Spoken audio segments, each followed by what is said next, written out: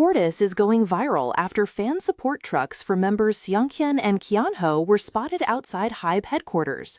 The trucks praised both idols for their huge success in China, with Seunghyun's fans celebrating his comeback album sales, while Kianho's fans highlighted his top rankings in sales revenue and global popularity.